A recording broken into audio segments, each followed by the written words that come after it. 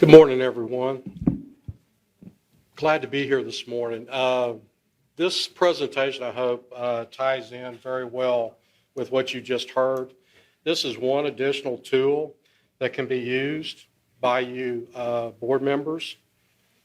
We're currently in the fiscal year 2019 collection of your financial information for the community colleges, and I hope this report will help provide some insight as to the metrics that are contained within the financial condition report of the community colleges that the board has been tasked to create and publish.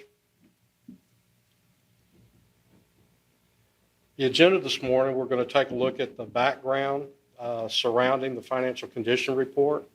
I'm not sure how many of you have actually heard of this report, but it is on our website as well. We're going to be answering some key questions. Going to briefly go over CARET, which is the collection tool and reporting tool that you can look at all your financial information for each of your institutions or the other 50 districts as well.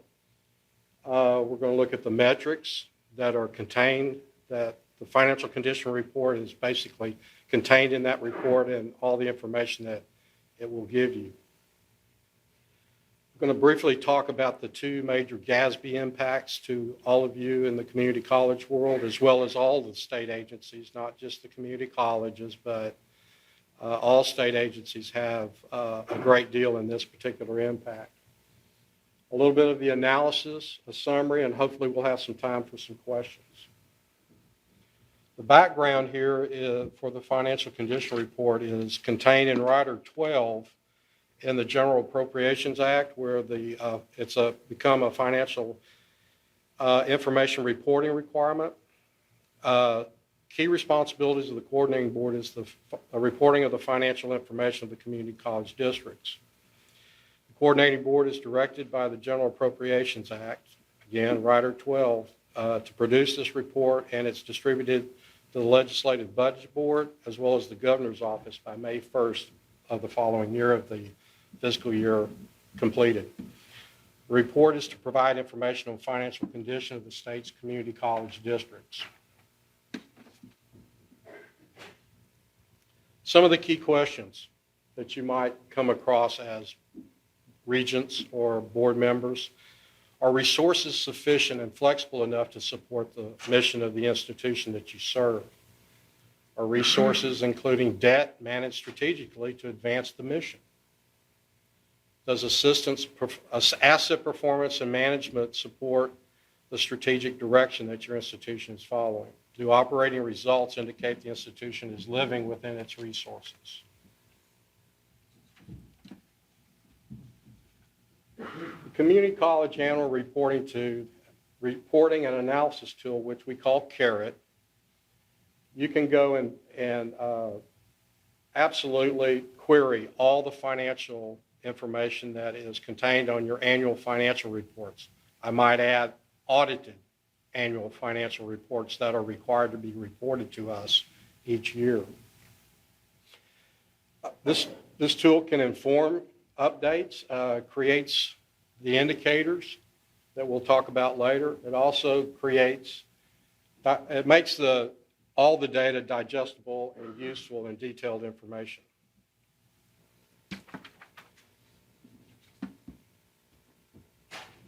Some of the metrics listed on the screen are the metrics used in the financial condition report. I want to stress, it's very important that I stress this, that these metrics are just indicators.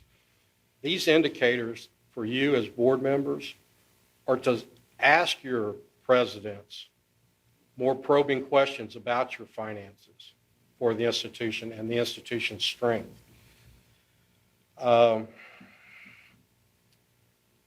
That is the most key thing that you need to take. These are not a good or bad indicator. These are indicators. If your institution is not meeting one of the standards, it's a good way to ask questions as to why. We will touch on most all of these metrics and how they're calculated a little bit later.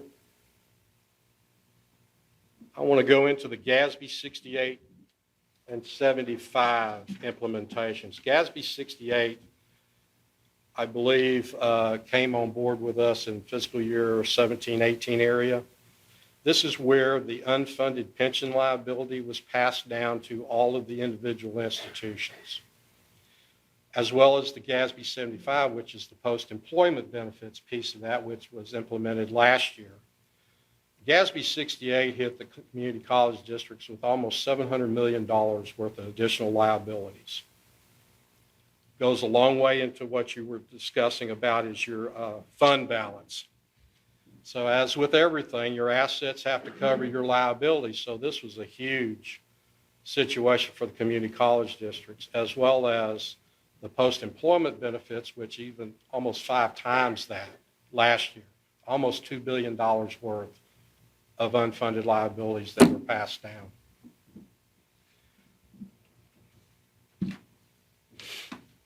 I'm going to get into some of the ratios and trends. Now, the financial condition report is basically, we calculate and report at the state level. We do, however, calculate it at the institutional level, and each institutional metrics are in the appendices of the report, and you can see how well your institution is doing. You can look at those indicators and see if you need to be asking your presidents and CFOs any additional probing questions. Statewide primary reserve ratio. It compares the total expendable net position to your total expenses to see how long an institution can survive without additional net position generated by operating revenue. The state standard on here will be the dark black line, horizontal line. That's the standard by which the state is measuring to. Each one of all the 50 community college districts are in this. You can see that their primary reserve ratio is well above the state average. Now, there might be some institutions that might be approaching the standard or even maybe below the standard. The next ratio I'd like to discuss compares the total expendable net position to total current liabilities to see how much an institution's debt can the institution pay off with existing resources. The state standard is a 0.42 or 42%, which is indicated by the solid black line here again. And you can see as well that all 50 districts as one are well above on the viability ratio. One other thing I'd like to mention also is all these ratios that you're about to witness here today these are not new. These have been in the financial community for years. Now, I know there are some differences in how some of these ratios are arrived at for the community colleges district personally. The next standard ratio I'd like to go is the statewide return on, this ought to get the slide over here, of net position. Net position compares a change from the previous year in total net position to see if an institution is better off financially than it was a year ago. Here again, the state standard is down at the bottom, and the standard is a positive net return. The next ratio is operating margin. This compares the total income less the expenses. Your operating margin is just about the same as it is in the private sector. With the available revenue, the state standard is a positive margin here again, and most, as a state level, all the districts are above that. However, there are some institutions that run a negative margin. This might be a reason for you to ask a probing question of your president or your CFO if your institution happens to be in that particular situation. The equity ratio, which compares net position to total assets. This ratio measures capital resources available and a college's ability to borrow. The state standard is 20%, and here again, most all of the institutions are above that as 1. However, there may be some of you institutions out there that are below that standard.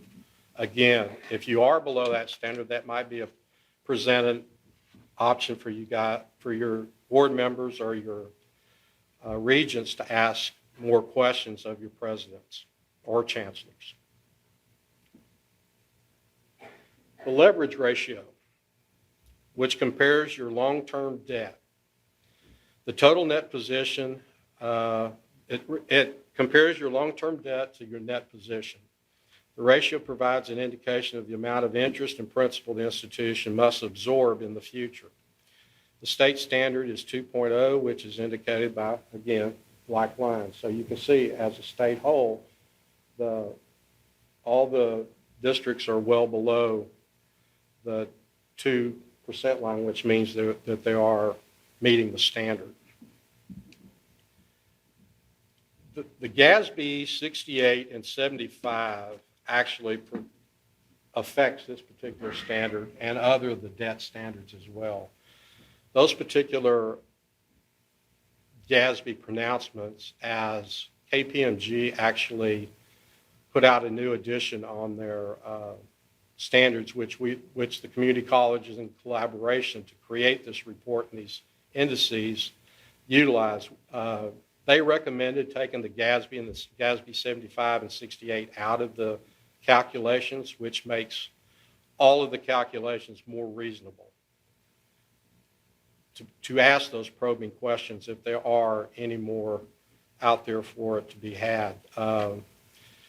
The CFI Index, which is the next one that I want to go through, this is a combination of several of the ratios, weighted averages of several of the ratios. The state standard is greater than or equal to 2, which indicated by the line again, all of the community colleges as a whole are above that, are well above standard. One thing, though, is the CFI in the last legislative session is part of the approval process for your new baccalaureate degree programs at your universities. This is one of the indicators that is used in that initial evaluation by our division of AQW in coordinating board. This slide here indicates the indicators that are met. We can see the slide that many institutions met 6 or more of the 7 metrics indicators, which indicates those that are positioned well and show little or no financial stress. Those who meet 3 or fewer indicate a higher level of financial stress, and there are some that may need more focused inquiry.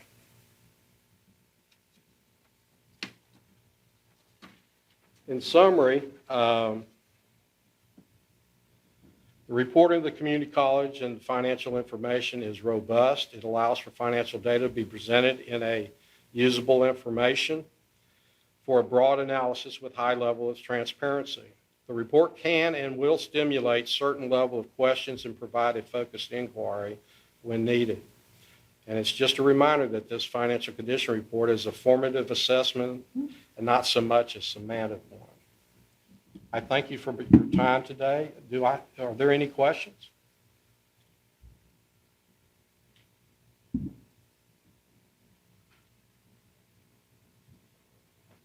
Here's my contact information. If you guys pull up our report on our website and you have some questions for me, please feel free to email me or give me a phone call.